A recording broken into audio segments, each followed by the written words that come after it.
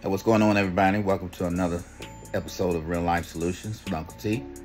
Hey, I hope y'all enjoyed the video from yesterday, but we definitely want to get in tonight about the baggy pants. Where do the baggy pants come from? And why is it such a fashion statement?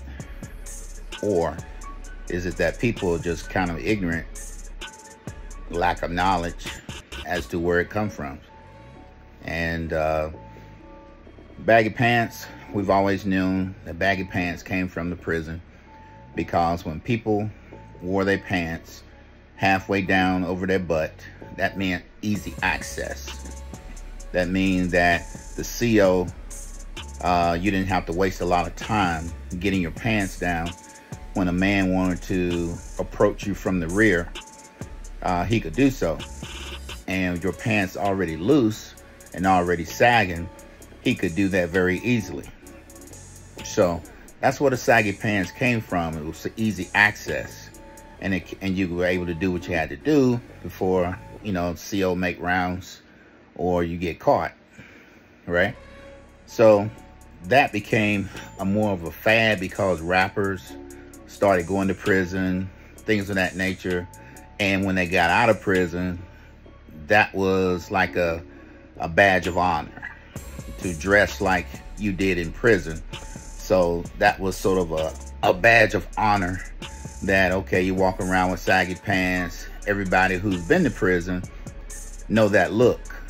And then all of a sudden it just caught on and on and on, because the incarceration rate had gotten so high for African Americans, that seems to be, if you were thugged out, gangster rap, all those type of things, you were into looking like you were in the pen, trying to look tough.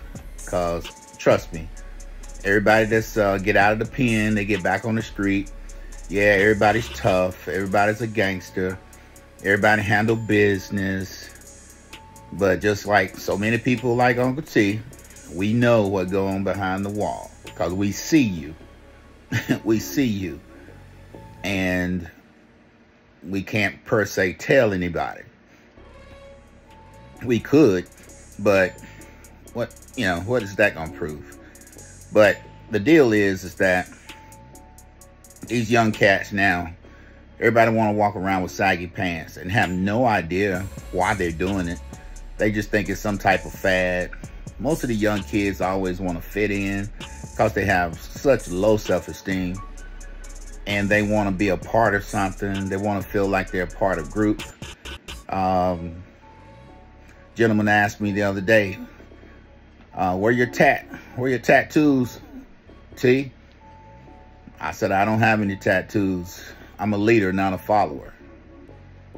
I'm a leader. I don't do what everything the world does. If the world say go get tattoos, that don't mean for me to go get one. So I beat by a different drum. So I don't feel like I have to blend in with everybody else because everybody else is doing something. That's just me. I've always been that way. You know, when I was a young child, growing up as a teenager, I always didn't understand why I didn't fit in the clique. Seemed like I wanted to, but I never fit in the clique. I just wasn't the type of person that had a lot of friends, because a lot of people had drama and nonsense, and I didn't want to be a part of that. So I kind of stayed clear from people. I have people on my jobs and people where I worked, got friends and acquaintances, but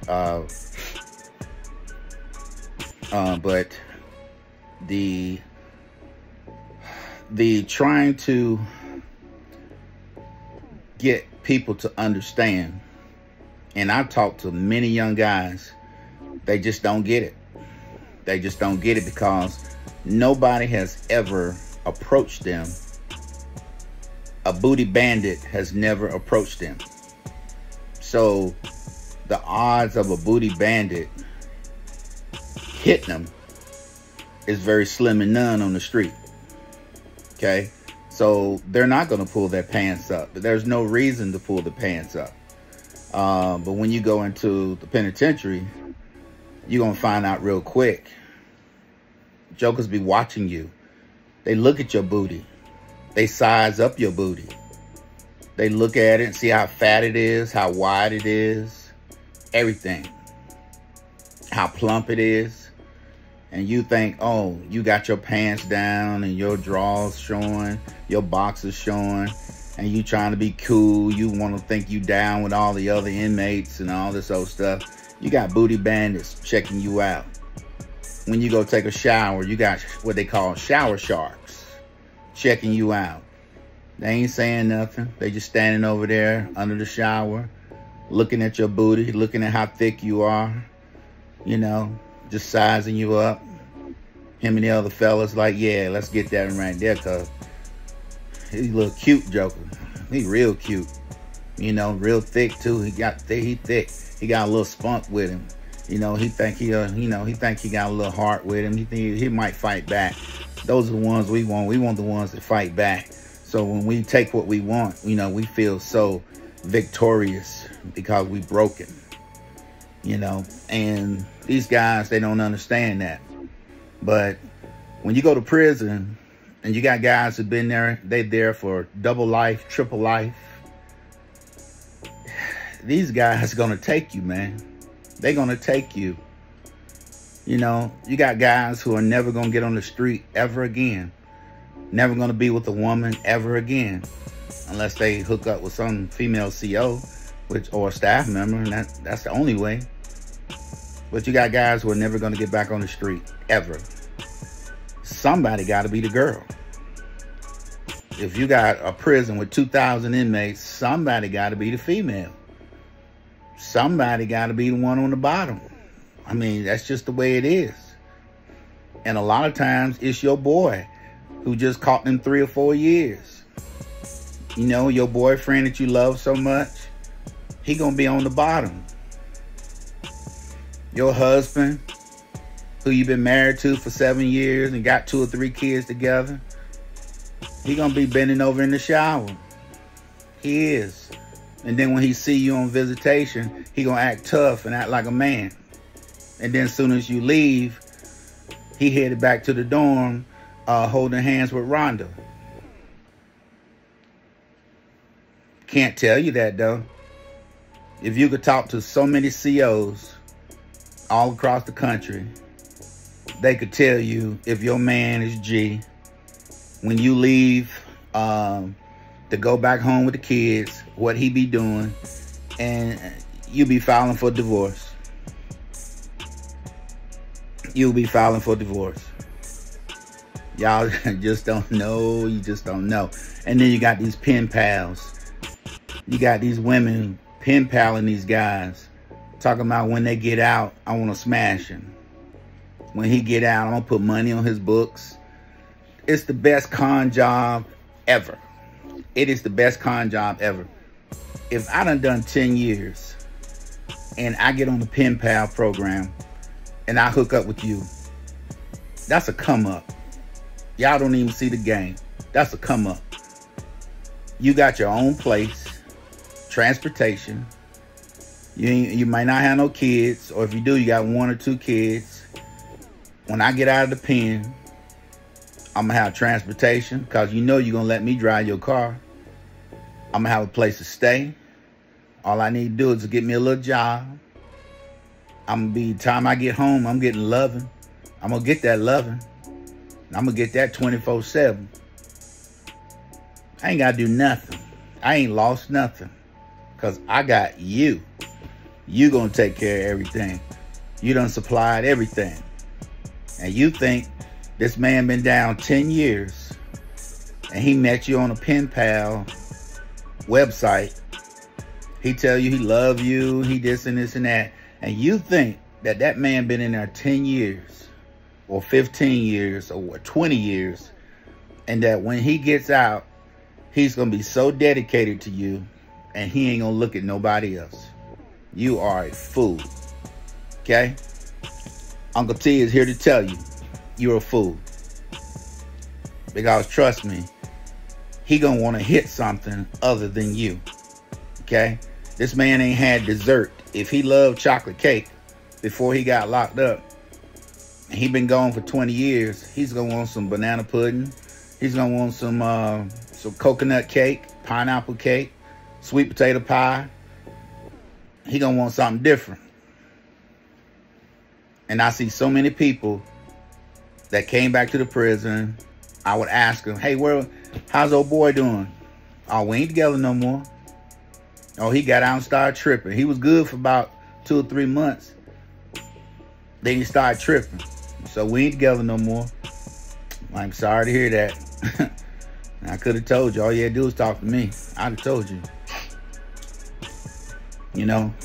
And a lot of guys don't understand that. The young guys, they don't understand that because it's a whole different ball game. I worked at a youth institution, Supermax. That's what they call it, a Supermax for youth. And that's probably the worst ones to ever work is a youth institution because boys don't have nothing but yak, yak, yak, yak. They got that mouth. They got that mouth. And we would go to work. I would fight at least 2 or 3 days a week. I had to break up a fight 2 or 3 days a week. That's just the way it is. And that was a very difficult thing to do, is go to work, not just have a day where you can just kick back, but you're on high alert all the time. But I want you to listen to these clips, what these guys do. And these guys are not, they're very serious. When your son, your nephew, your cousins who come in the penitentiary, I ain't talking about no little jail. I ain't talking about the little jail in their hometown. I'm talking about when these guys go across the country and they go to some real penitentiaries. And they come in there trying to be all cute, trying to be all fly. Some of these guys are very effeminate. B&G on the street and going to a penitentiary is a big thing, man. Big thing. Because women could understand what I'm talking about. You know, when a woman has a small woman who maybe have a baby that has a large head and it causes vaginal tears to where the doctor would have to sew you up down there because the baby was big and it kind of split you. You got men doing that to men's rectum. You got men doing that. Tearing men's rectums up. It's no game. It's no game, guys. You think it's cute B&G on the street. Think it's a little fad. It's like, you know, you think it's a whole different ball game. That's all I can tell you. Whole different ball game.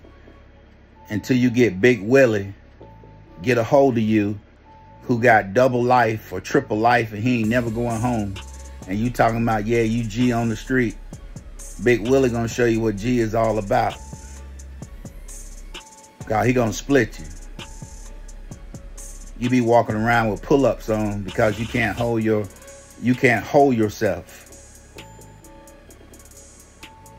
You can't even hold your bowel movement without doing it in your pants. Now you gotta walk around with pull-ups for about 6 months before you can heal, because Big Willie done tow you up, just tow your guts up. Make you change your whole mind about being G.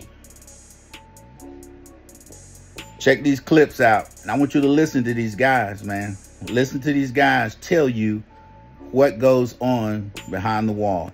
Check it out. But when lockup visited Kentucky State Penitentiary, we met Fleece Johnson, a longtime inmate who practices a very different kind of homosexuality. But we have sexual desires, right? So you got a bunch of men locked up in one place. All of them get hard. All of them's horny, all of them got sexual desire, so what are they gonna do? If you won't let them have a woman, they gonna have each of somebody's gonna have to give us some booty. And it's just that simple. In this prison, booty was more important than food. Booty, a man's butt. It was more, I'm serious. It was more booty, having some booty was more important than drinking water, man. I like booty. Yo, nigga, you go, don't you know when you go to prison, somebody gonna get that ass? Yeah, shit, you better wake up and smell coffee. He already know, cause he done been, how many times you been to prison? How many times? He said he never been to prison. But he know about it. I bet you know about it. But shit, you gonna check more than that head, you gonna shake that ass. Yes, sir.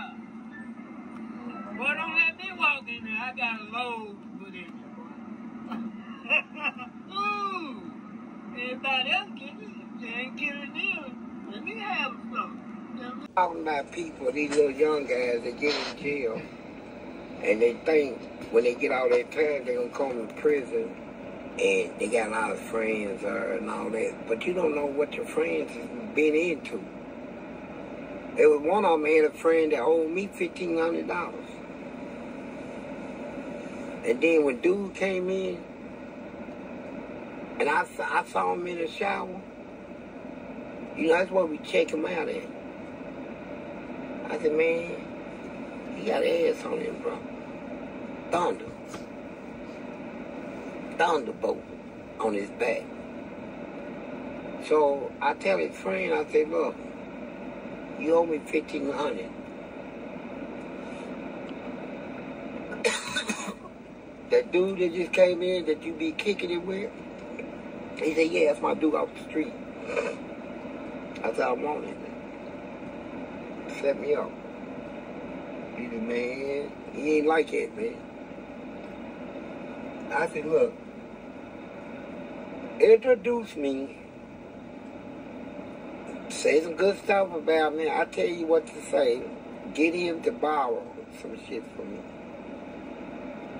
Get him to borrow a lot of shit, and then leave the rest up to me. You do that, you don't owe me shit. He said, bet. He went and took his best friend off the street. Put him right in my lap. Good ass boy. I thought, man, it was so good. I held him.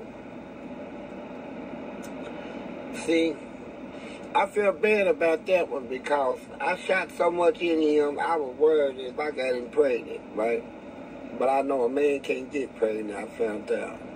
But I was, you know, like I said, I ain't know too much about sex because, you know, I was in prison. I was, you know, 14, 15. I was 14 in jail, 15, and 16 in prison. So I growed up in that, man. So I got this sitting on my lap, and his butt just spread it. And it was, hey, I held him. When I squirted in him, I squeezed his little chest, you know, closed my eyes, wiggled my feet. I fell in love with him. I did. He gave it to me. He got in debt. He gave it to me. And then I turned around, and the one that gave it to me, he got back in debt. So now, he came to me, surprised me. He said, I'm glad y'all getting along just fine. He said, you could have got that for me. That's what he told me. I could have got him.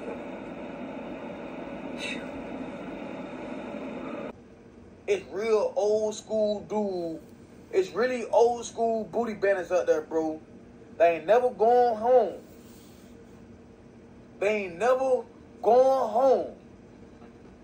They been in here. They ain't old school. You got new school people doing the same thing, like, you know what I'm saying? Whatever they do, that's what they do, you know what I'm saying? I never indulged in it. I was in my own lane, you know what I'm saying? I was in my own lane. But you got people up there that really would kill you for another man, bro. Sad story, man. I'm gonna tell you how serious it is about them booty bandits, bro. They will, man, listen, bro. They will kill you if you mess with a boy. They will come stab you to death. They will go to CM. You hear me? Just because you mess with their loved ones or they partner, them old school booty bandits, them new school booty bandits, it don't matter if you old school or new school, bro. I talked about shower shorts on, I don't know what station I think I was on Diamond or somebody. And I told him, what do you think about the shower? The shower is like a stripping pole. You ever seen a stripping pole? Mm-hmm. Okay, just marry that motherfucker with 4 shower heads on. A stripping pole with four shower heads going around. And you got a naked nigga standing in each one of them motherfucking shower heads.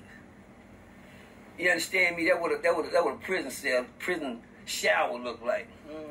A pole with 4 shower heads going around it, with 4 niggas standing around it waiting for the shower man to hit the button for the shower to come on. That's 4 niggas in the shower, ain't it, too? Well, just imagine one of them shower poles. Oh, my bad. Just imagine 125 of them shower poles. Just imagine 75 shower poles to this side, 75 on that pole, with 4 niggas standing around each shower, and you can't take your shower till every last one of them poles is filled up, nigga. Yeah, I asked a nigga the other day, hey, you ever did some hoe shit in prison? I said, yeah, every nigga did some hoe shit. What's some hoe shit? Nigga took a shower in front of another nigga. Fuck wanna watch that in front of another nigga. Is that hoe shit? I don't know. To me, it's hoe shit. I'm a real nigga. I go in there and say, man, this some hoe ass shit right here, nigga. Cause we don't get no one shit down, bitch. You don't get no privacy, nigga. You don't get no freedom. You don't get no choice, nigga. Your decision making days is over. You decide to do bad, so this where you at, hoe. Yeah, sit right here and think about it while you sitting around the shower and everybody, all these niggas looking at your ass and dick, nigga. Some of them wanna suck your dick and some of them wanna fuck you in your ass, nigga. Man, you can't avoid shit like that. When it's time for that to happen, they coming to get you. When they coming to get you, that's because they want you. I seen something on the Boondocks where the nigga sit there and said, he said, you know, I like you. I want you. Don't play with me, too. Be fucking playing with me. Yeah, that part. That part right there. Say that nigga said that. Say, did you hear any hesitation in that nigga? What that young nigga gonna say when that nigga walk up there and tell him that? That young nigga sitting there looking confused like a motherfucker. First they gonna say, man, how cute this nigga. Nigga said something. Now why you didn't do nothing then when he said it? He waiting for you slaps. Let me tell you something, a lot of niggas don't want them niggas to give them shit. A lot of niggas won't say they get off on the fucking taking it. They get off on it's an adrenaline rush for them niggas to take something. They don't want you to sit there and boot it up and stand there and get. They don't want that. They want you to fight for it. They want you to act tough. They say, man, I tell niggas this all the time, and I say this in front of anybody. The only reason nothing never happened to me like that in prison, that's because God, my nigga. That's the only thing. Like when I tell y'all niggas that shit, when I be telling y'all that, the only thing can save you behind balls, nigga, is God. That's it. It ain't no tough niggas in there. Ain't no nigga in that bitch so tough, can't nothing happen to them. Them ones be getting fucked in their ass and they walking there thinking they tough. You got an old nigga saying, I'm digging that young nigga. Ooh, he mean too. Look at him, he bad. He think he tough. Wait till you go in there and slap, say, bitch, nigga. Oh, okay, school. What I do, school? Come here, ho. Ain't that ass, come on, just shut up, nigga. And that nigga get the minding like that's his daddy or something. You hear me? Yeah, oh, I forgot your daddy ain't shit to you out there. You talking to him like he ain't shit. That's your daddy. Yeah, man, fuck that nigga. Fuck that whole ass nigga, cuz. Cuz this, talk to your daddy. Talk to your daddy. Then you get in there, nigga treat you like that. Nigga get in there, slap you in your mouth. You won't fight back. You see how big that nigga is. You dare to even make a move. But just think about it. When you got 4 niggas like that, you still one of them little young 19, 17, 18-year-old niggas fresh in that bitch. They smell your booty, nigga, through your drawers. You knew.